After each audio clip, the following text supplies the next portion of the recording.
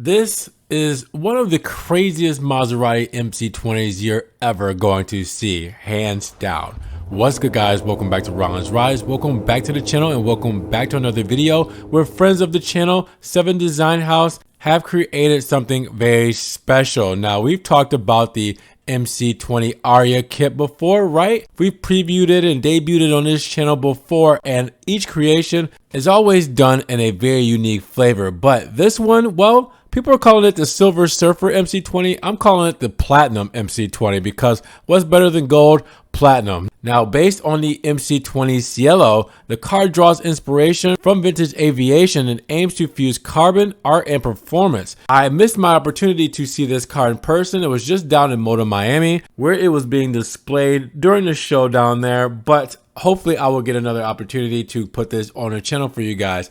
Now, this car has been outfitted with the complete V2 ARIA carbon kit that includes the newly designed high rear wing and the rear boomerang engine vents. And this kit, if you guys don't remember, is also developed in a simulated wind tunnel and is functional as it generates 901 pounds 409 kilograms of downforce at 200 miles per hour or 322 kilometers. Now, this MC20 was wrapped by ARIA Dynamics, and I'm gonna plug their Instagram. They also have a YouTube video showing the full process of them wrapping this car from start to the very end. So if you guys want to check that out, make sure you guys check the link in the description for ARIA Dynamics because this is some crazy work. Now, along with this Platinum MC20, which is just crazy to see, you have your added front splitter with the ARIA kit, the side skirts, and rear diffuser, and they're also joined by canards and hood vent inserts, and that already makes the MC20 Cielo special. But then you add the silver wrap with the shiny silver stripes and the light gray carbon fiber tint. It's kind of crazy